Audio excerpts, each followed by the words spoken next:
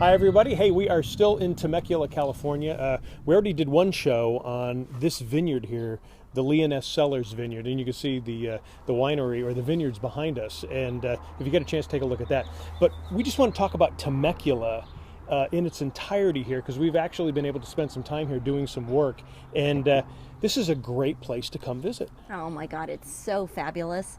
It really is off the beaten path, and I know a lot of people in Southern California already know about it and come here, but you can fly in from a lot of airports, you can drive here, and the terroir is really very similar to the Rhone Valley, as we mentioned in our other video. So they're growing grapes here like Cinsault, Grenache, Roussanne, Marsanne, things that you get in the Rhone Valley that really the other producers in California don't grow.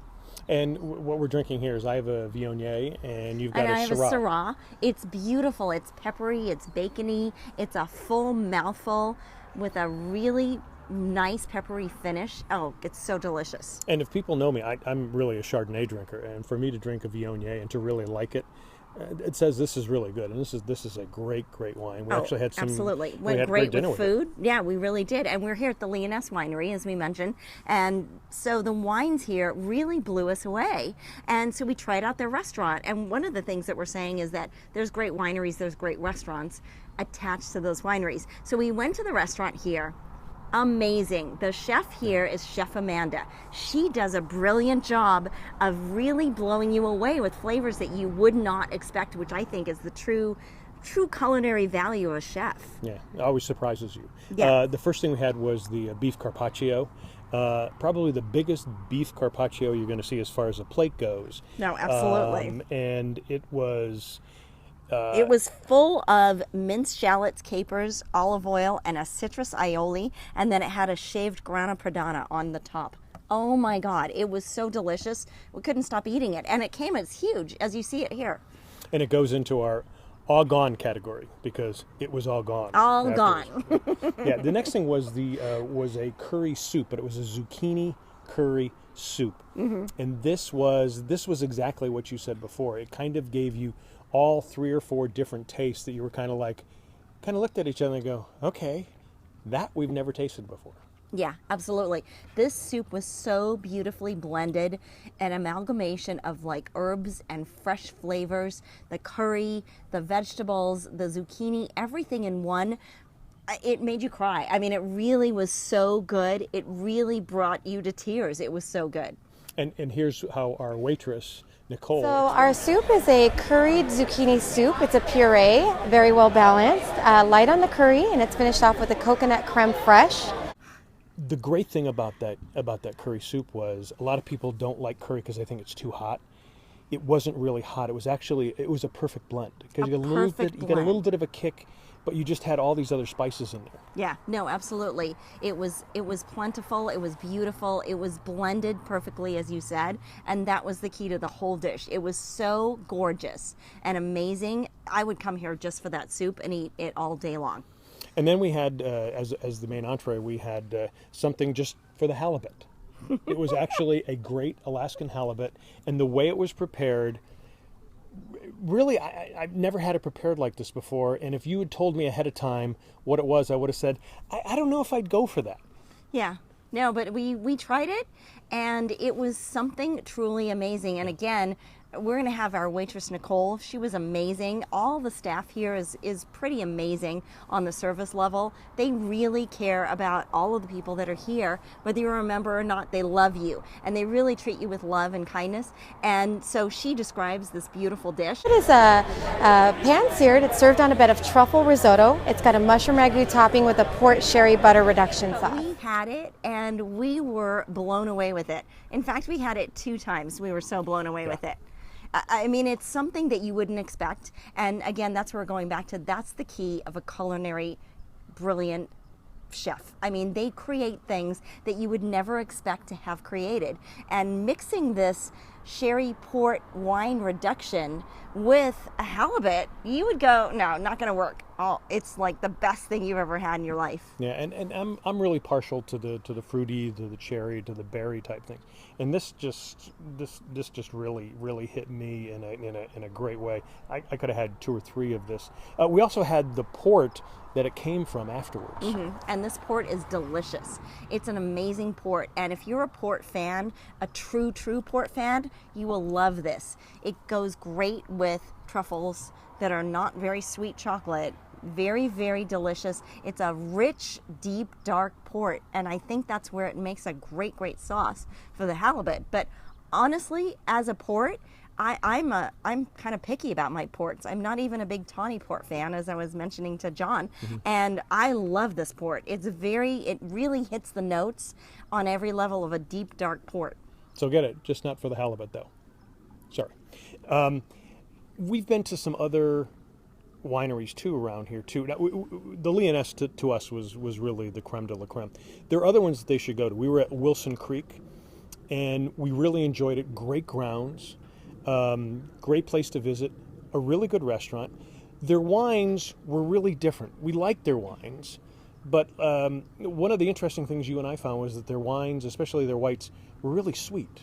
Yeah, exactly. All of their grapes seem to be much more on the sweeter level, and I think because they mentioned to us that they harvest them later.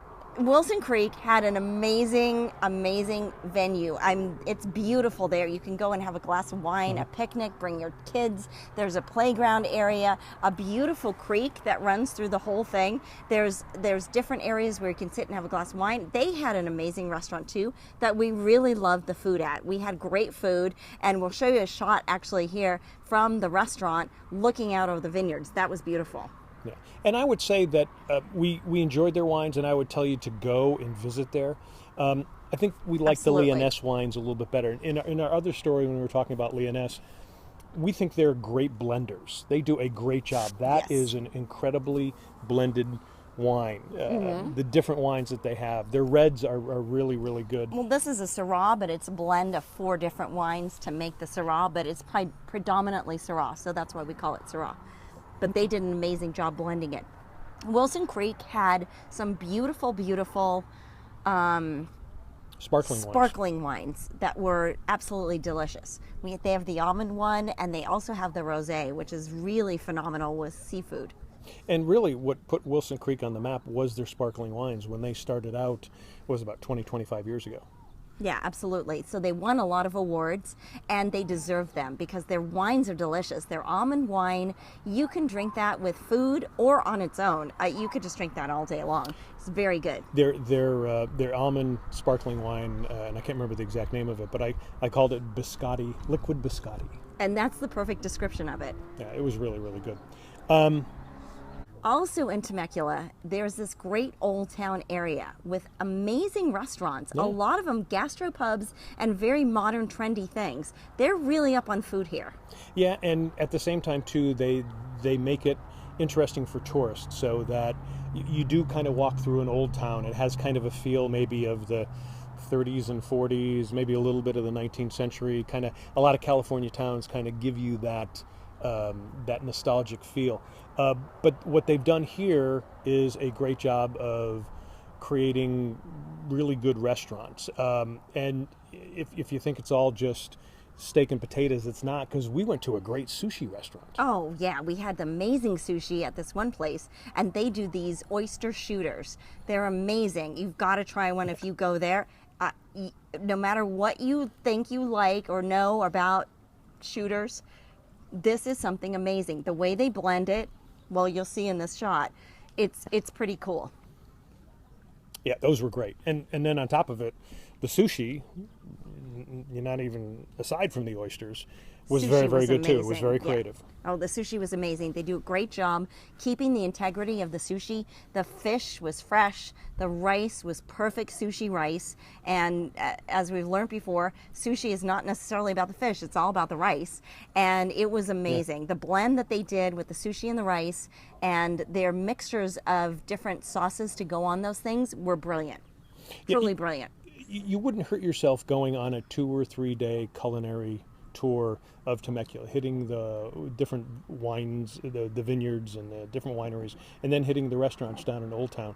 And Taboo is the name of the sushi place, by the way, in case you want to go visit it. So I agree, and I think you need somebody to drive you around when you go do that, because you don't want to drink and drive, and you want to eat a lot of food and have a lot of wine. Yeah, and so the Uber is available here. We actually also found a taxi cab company. We actually used both. The taxi cab company, and I'm drawing a blank, is it Black Taxi? Is that what it was called? I think so, yeah, Black Taxi. Yeah, and so we found a taxi cab driver. His name is Wayne. We kept calling him Wayne's World. So he kept saying, "Right on, Garth," and also Party on, Garth, and excellent. All that. So, and he was very knowledgeable. The Uber guys were very, very knowledgeable too. There's obviously a little bit of a battle here between the taxi cab company and Uber. As usual. So, it's what usual. But at the same time too, you do have the ability to not have to drive. For instance, if you're in any wine town, like when we're in Napa, try to find somebody to drive you around. I mean, you just don't want to. I mean, you're going to be enjoying the wines. You just never know. You don't want to get into the car. Great place to visit. You said this at the top. You can fly into LA. You can fly into John Wayne Airport in Orange County. You can fly into San Diego. You could probably even fly into Ontario. Oh, absolutely. And drive here. It would probably only be about an hour, at the most an hour and a half drive. Of course, you're coming in from LA. The traffic is. But it's a great place to go.